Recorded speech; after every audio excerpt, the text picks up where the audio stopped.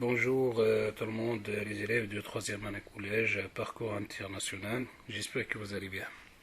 Alors, dans cette vidéo, vous allez voir le chapitre 2, les atomes et les ions. Mais avant de commencer l'explication, j'aimerais bien vous informer que j'ai divisé ce chapitre en 3 vidéos. Donc, la première vidéo, Inch'Allah, vous allez voir une histoire de l'atome. Et la deuxième vidéo, vous allez voir la structure atomique. Et dans la troisième vidéo, vous allez voir la définition de l'ion. Alors, on commence par la première partie, bien sûr, concernant l'histoire de l'atome. Mais avant de commencer, bien sûr, l'histoire de l'atome, j'aimerais bien vous informer ou bien pour vous présenter les objectifs de cette leçon.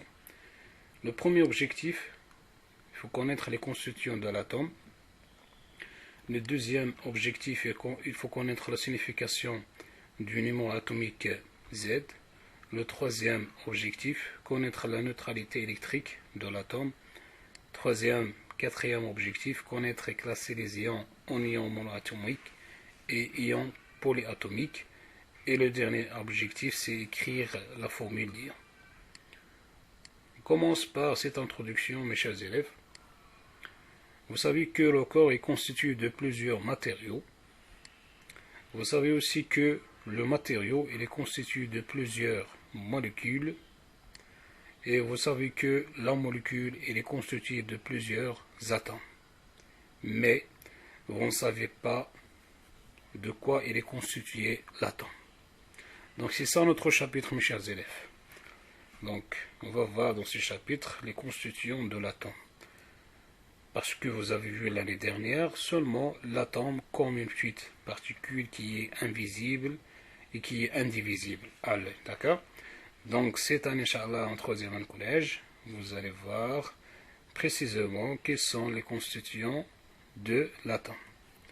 Mais avant de voir les constituants ou bien la structure atomique, j'aimerais bien, comme j'ai déjà dit tout à l'heure, dans cette vidéo, Inch'Allah, vous allez voir seulement l'histoire de l'atome. Je commence par l'évolution de l'atome. Alors, avant Jésus-Christ, vous savez que Démocrite, donc ça c'est un philosophe, il pense que l'atome est le plus petit grain de matière que l'on ne peut pas casser.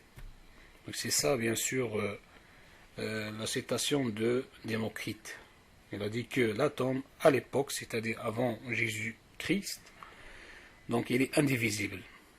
Donc il peut représenter un atome par des particules, bien sûr, sphériques, d'accord, ou bien par d'autres formes, carré, rectangulaire, triangulaire, je ne sais pas. Donc il a une forme.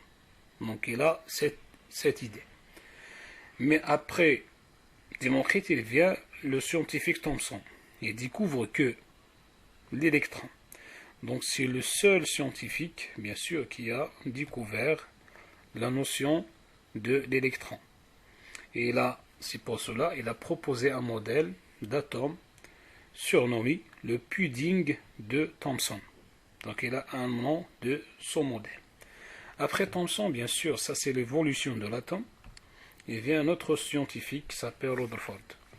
Il découvre que le noyau, donc c'est lui qui a découvert le noyau d'un atome. D'accord? Comment ça? Il considère que les électrons se déplacent autour du noyau tels que les planètes autour du Soleil.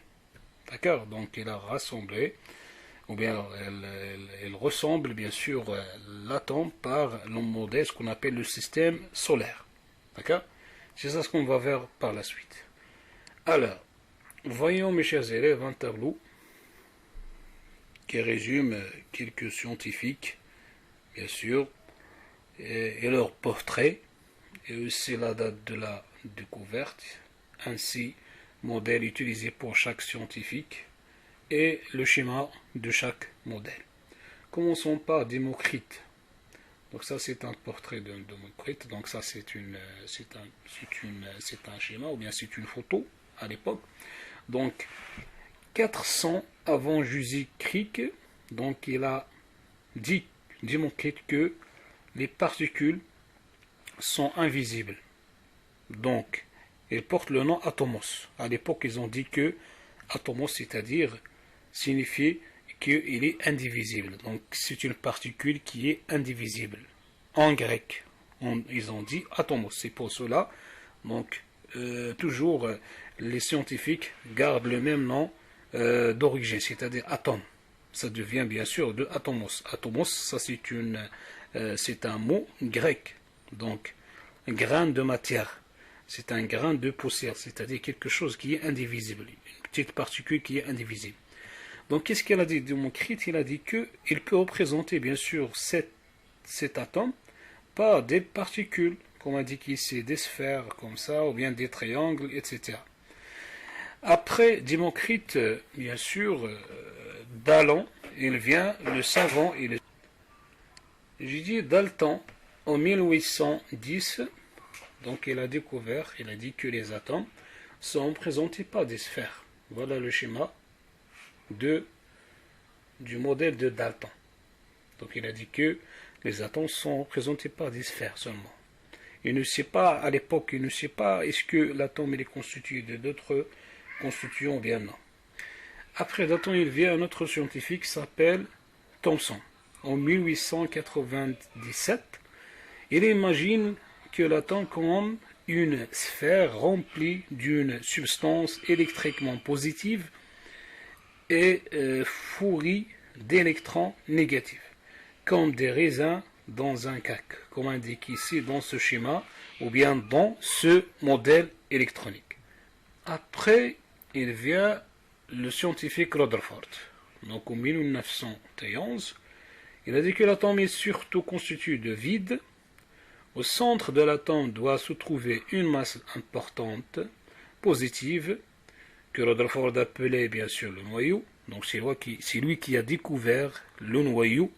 Ça c'est l'un des constituants d'un atome. Ce noyau doit être extrêmement petit et dense. Il est dense, c'est-à-dire sa masse donc, est égale à peu près, approximativement, la masse de l'atome. L'atome est neutre. Donc il a dit que, Rutherford, l'atome il est neutre. Il y a autant de charges positives que de charges négatives. C'est ce qu'on appelle la neutralité électrique, mes chers élèves, ce que vous allez voir par la suite dans la deuxième partie de cette leçon, Inch'Allah. Donc c'est ça le modèle de Rutherford. Comme il a dit que, il y a le noyau au centre de l'atome, et chaque, bien sûr, électron tourne autour de ce noyau selon une trajectoire, d'accord, et un autre électron qui tourne selon une autre trajectoire bien définie comme indiqué ici dans ce modèle. Après, il vient le scientifique Bohr. Bien sûr, le scientifique Bohr, ça c'est l'élève de Rutherford. C'est un élève. Il était à l'époque, bien sûr, un étudiant de Rutherford à l'université.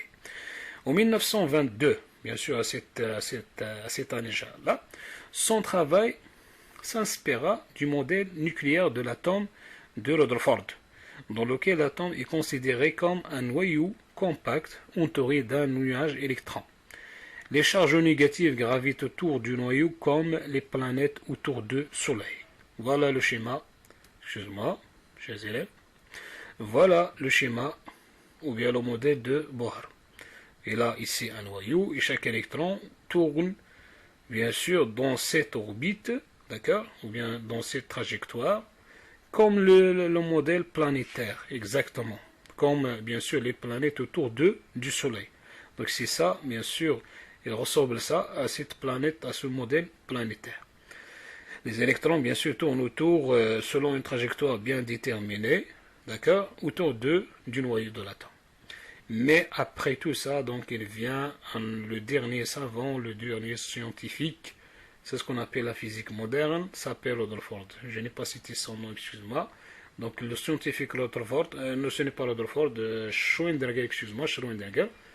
Donc il a dit que dans la réalité, c'est difficile, excuse-moi,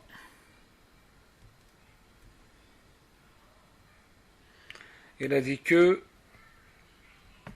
excuse-moi encore une fois, voilà. Il a dit qu'un noyau central entouré d'électrons en mouvement, et les électrons n'ont pas un trajet bien défini, mais une certaine probabilité de présence. C'est-à-dire qu'il a dit que un atome il est constitué d'un noyau et les électrons, bien sûr, n'ont pas une trajectoire bien déterminée. Chaque électron peut changer de trajectoire, d'accord, mais tourne autour de ce noyau à une grande vitesse, bien sûr, en formant ce qu'on appelle un nuage électronique ou bien le cortège électronique. Alors, c'est tout, mes chers élèves, concernant l'histoire de l'atome. J'arrête ici, d'accord.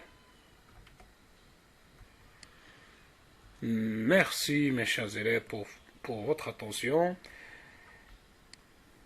N'oubliez pas de s'abonner sur ma chaîne YouTube pour recevoir d'autres vidéos et attendez-moi à la prochaine vidéo, Inch'Allah, qui sera la deuxième partie, c'est la structure atomique. Et merci.